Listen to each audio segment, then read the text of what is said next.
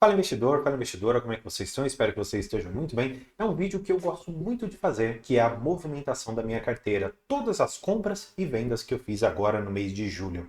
E eu quero já convidar você para assistir até um outro vídeo em que eu falo sobre os resultados do Vino 11 e o porquê que eu tive um prejuízo bastante grande. Foram mais de R$ 4.000 de prejuízo que eu tive com esse fundo. Eu vou deixar aqui no card e também no final para você assistir esse vídeo depois. Só que eu quero falar um pouquinho do porquê que eu acabei vendendo este fundo, tá? E para isso eu preciso trazer vocês aqui para o relatório gerencial, mostrando que a performance do fundo ficou em basicamente aqui 1 centavo por cota. Sim, bastante afetado por algumas outras questões que ele explica aqui, mas o que mais me trouxe e me chama a atenção é o guidance da administradora aqui da gestão também. Porque eles falam que o guidance ficará entre 4 centavos e 5 centavos. Tem depois aqui das casas decimais alguns valores, mas o que interessa é você saber os números grandes, 4 ou 5 centavos. Pensando que, há um bom tempo atrás, quando esse fundo estava na sua base normal, que era lá perto da base 60, esse fundo já chegou a pagar muito mais do que esse valor aqui. Claro, tudo isso se deve muito por conta de alavancagem, por compras não tão bem feitas, por estratégias que não deram certo. É culpa da gestão? Não é culpa da gestão? Eu vou falar isso no outro vídeo lá para vocês, que eu vou deixar no card. Mas o fato é que eu vislumbrei pelo menos duas coisas e eu acho que aqui vale uma reflexão interessante. Primeira coisa, eu percebi que o meu estilo de investimento não está muito ali em laje corporativa.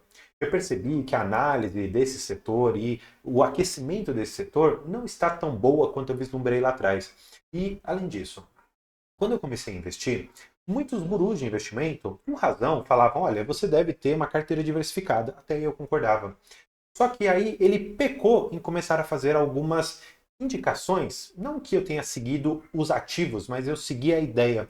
Você deveria ter, por exemplo, 2 fundos de logística, 2 fundos de laje, 2 fundos de agro, 2 fundos de CRI, 2 fundos de não sei o que lá, e aí você olhou para aquela estratégia sem conhecer nada de investimentos e falou: tá bom, eu vou fazer isso, deixa eu procurar aqui os fundos. E aí eu peguei a lição de casa e fiz. Deixa eu analisar localização, deixa eu analisar quem são os inquilinos, deixa eu analisar a vacância, deixa eu analisar tudo isso. E eu comprei esse fundo lá quando eu comecei a investir há praticamente 4 anos atrás.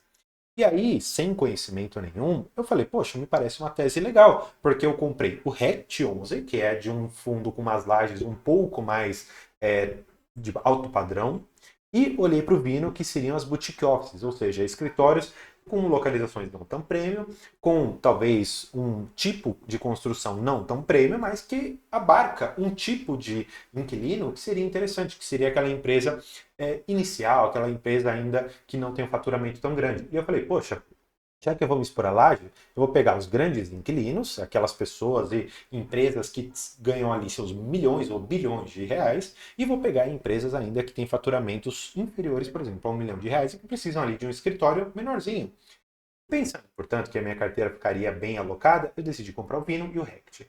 Nos dois, você bem sabe que eu tenho sofrido um pouco. E eu decidi então sair do Vino, porque esse recente resultado me fez olhar para alguma coisa que eu aprendi com o BLMG. Foi um outro fundo que eu ainda tenho em carteira, mas é uma posição bem pequena, que na medida que o fundo começar a corromper os seus rendimentos, começar a corromper a sua tese inicial, mesmo que você esteja no prejuízo, não tenha medo de cair fora, porque as coisas podem piorar.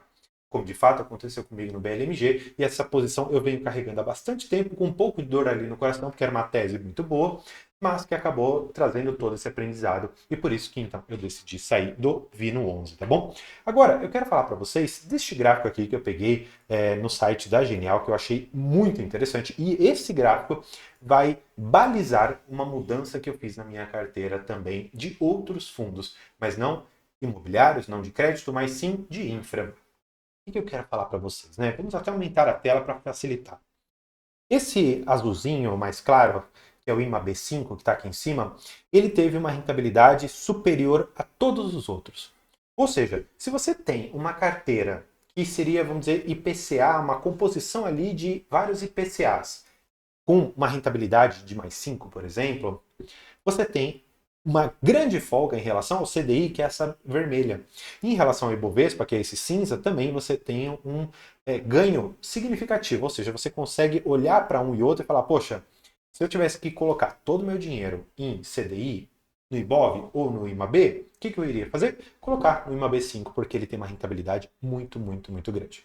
Pensando, portanto, que eu tinha dois fundos de infraestrutura. Um deles era, eu vou até puxar para vocês aqui na tela, era o CDI 11. O CDI 11 foi um fundo que me trouxe muita alegria, especialmente quando ele chegou a pagar esses 2,70 aqui, tá? Então foi uma rentabilidade de 300% do CDI numa única tacada.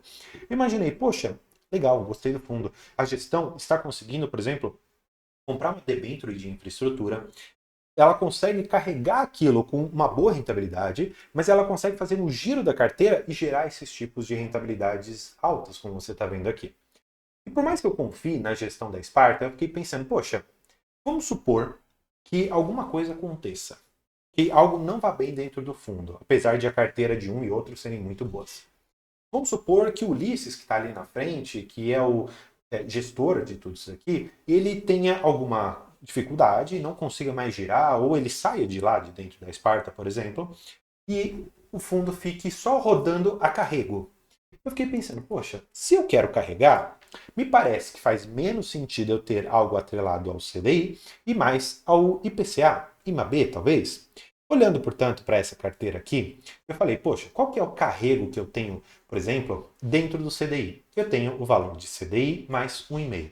Só que você bem sabe que num gráfico de CDI, o CDI ele fez isso aqui, ele cresceu até os seus quase 14% e ele está numa trajetória de queda. Claro, deve parar até o final do ano perto dos seus 10%. Eu não estimo que fique abaixo disso. Diferentemente do consenso no começo do ano, que ficaria abaixo, eu já imaginava que não ficaria. Tenho até algumas lives que estão lá para os membros em que eu falo a respeito disso. E o que acontece? Imaginando que você vai ter 10% mais esse 1,5, maravilha, você vai ter uma rentabilidade boa, mais um pouco de giro e tudo mais, você vai ter uma rentabilidade de 130%, 140% do CDI, maravilha, seria muito bom. Agora, vamos pegar, por exemplo, o juro 11. O juro 11, ele trouxe essa tabela aqui de, vamos dizer assim, essa indicação de sensibilidade. Nos últimos 12 meses, o yield da Sparta foi, em termos do infra, de 16,9%. Ao passo que o IMAB 5 rendeu 8,2% e o CDI rendeu 11,7%. Ou seja, vamos supor que eu tenha pegado esse CDI, que foi 11,7%, e somasse com aqueles 1,5%. Você concorda comigo que ainda assim ficaria abaixo do juro 11 em termos aqui da sua carteira, tanto de IPCA, né, que ele tem aqui todo, como ele deixa um pouquinho em caixa para algumas oportunidades. Não só isso. A troca do CDI 11 pelo juro 11 foi também interessante na medida que, com o mesmo valor, eu iria aumentar os meus rendimentos. Porque o CDI subiu muito mais do que o próprio juro 11. No final das contas, eu acabei ficando com mais cotas do que efetivamente eu fiquei com o CDI. Tanto é que você pode ver que CDI eu fiz a venda de 174 cotas, ao passo que do juro eu fiquei aqui com praticamente 190 cotas, tá bom? Deixa eu ver se eu não fiz nenhuma compra. É isso mesmo, seriam essas 190 cotas que eu fiquei, tá bom? Você pode ver também que eu fiz algumas outras compras, como o RZTR, porque eu fiz a venda do valor aqui do Vino 11, que está aqui em cima, essas 1.200, e fiz a compra de RZTR, comprei um pouquinho mais de NSLU 11. Se você não sabe o que é NSLU, você precisa saber que ele é um fundo de, basicamente, hospitais. Na verdade, um hospital que ele tem, que é o Nossa Senhora de Lourdes. Deixa eu até pegar a foto que está aqui no comecinho para vocês. É esse hospital.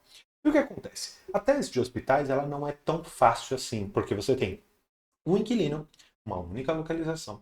E se você tiver algum problema com aquele hospital, você não receber o valor, como é que fica? É fácil você tirar um hospital do lugar? Não é.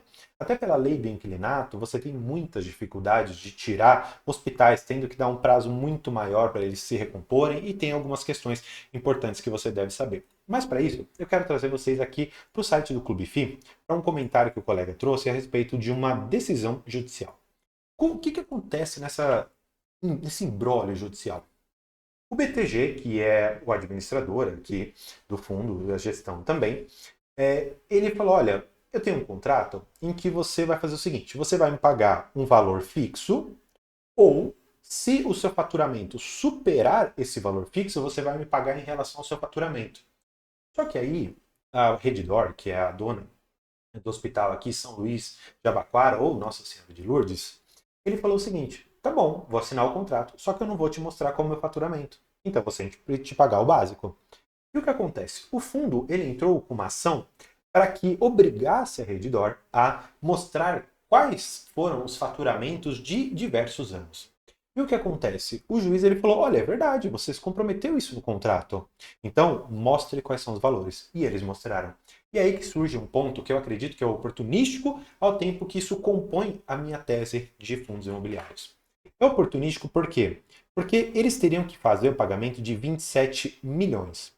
Se você for pensar que isso daqui daria algo perto a R$ 20 por cota a serem distribuídos, em relação ao valor de hoje, que está em 185, a gente pode fazer essa conta. Pegar esses R$ 20 dividido por 186, isso daqui daria um yield de 10,75%, mais os 10% que está pagando. Ou seja, num único ano, eu conseguiria ter mais de 20% de rentabilidade nesse fundo e quem sabe ele voltaria para o seu valor patrimonial. Ou seja, no pior dos cenários, eu carrego isso daqui ganhando 10%. No cenário intermediário, eu ganho os 10% de rendimento e ainda ganho uma valorização da cota. E no melhor dos cenários, eu ganho todos esses aqui e mais esses outros R$ 20 por cota. Claro que podem ser distribuídos ali durante um semestre ou um ano, enfim, depende de como que seria feito o pagamento aqui. Fato é que a composição da minha carteira tem alterado bastante. Tanto é que eu preciso mostrar para vocês isso daqui. Essa daqui é a composição atual do meu portfólio. Eu estou com 68% em fundos imobiliários e 30% em ações. Muitos de vocês sabem que o meu objetivo, lá no começo do ano, era ficar com 70% de fundos imobiliários e 30% de ações. O que ocorre? Ocorre que eu venho estudando muito, eu venho obtendo muito conhecimento através de leituras, através de cursos e outras tantas coisas. E até perguntei para alguns dos colegas lá no grupo o que eles achavam da minha carteira. E muitos falaram o seguinte: André, você é um cara que estuda tanto, você é um cara que tem um conhecimento tão vasto que mostra aqui, e não que eu ache que eu sou o melhor investidor de todos, na verdade eu sei que não. Mas eles falaram: André, parece que com o conhecimento que você tem, a sua carteira pode rentabilizar melhor tendo mais ações. E eu vim estudando um pouco da teoria de Markowitz do portfólio eficiente ou do melhor portfólio possível, e me parece que realmente eu estou muito mais para baixo da linha de possibilidade de rentabilidade do que a minha carteira poderia entregar em termos daquilo que eu tenho de conhecimento. Por isso que eu tendo a mudar isso daqui. Mas claro, isso vai ficar para o próximo mês, porque esse mês aqui eu não fiz mais movimentações relevantes. A única e última movimentação que eu tenho para dizer para vocês a respeito aqui das ações é que eu fui exercido em opções da 3R, que é uma ação que eu já tenho há bastante tempo, que eu falo para vocês que eu queria montar uma posição e eu passei, na verdade ultrapassei a quantidade que eu queria ter. Eu falei que queria ter 1.000 papéis e agora eu estou com 1.100. E talvez no próximo mês, se eu for exercido numa outra opção, terei 1.200, mas ainda assim, tudo bem. Tá? Para gente encerrar, né? Eu sei que muitas pessoas são curiosas para saber como que está a minha carteira e eu preciso mostrar para vocês essa aqui, ó, a posição atual. Eu só quis colocar de forma proposital qual seria a posição que o investidor 10 traria para mim, qual seria a minha posição ideal. E olha que interessante, né? Ele me mostra, ainda que o BLMG seja uma posição pequena na minha carteira, ele também coloca aqui uma posição pequena. Será que ele também está vendo que as razões pelas quais eu estou vendendo e saindo de BLMG seriam as mesmas que estou aqui? De qualquer forma, quero te mostrar qual é a minha posição atual, então vamos focar aqui no lado esquerdo. Eu tenho uma posição significativa em Tigar, são 18%, seguido de Juro 11 com 11%. Depois, o 20 Energia, ele não é um fundo imobiliário, tá bom? Ele é um fundo de infraestrutura de participação em equity. Eu, particularmente, não considero o VIGT, tampouco o BRZP, como fundos imobiliários, porque no final das contas eu estou investindo através de um fundo, isso é verdade, mas estou comprando ações. Sejam elas ações de companhias fechadas ou abertas que ainda não estão para o público em geral. Portanto, eu considero esses ativos como ações e não como fundos. Até por isso que, se você olhar na minha composição geral da carteira, você vai ver que eu tenho uma posição muito maior em fundos, mas na verdade não é o caso, por isso que eu prefiro seguir ali a minha tabela, tá bom? E o RCTR, que encerra uma das minhas maiores posições com 10%, seguindo de VISC e XPSF, que ainda eu vou aumentar essa posição um pouco mais, tá? Agora, para a gente falar das ações, você vai ver que a minha posição em 3R ela é bastante robusta.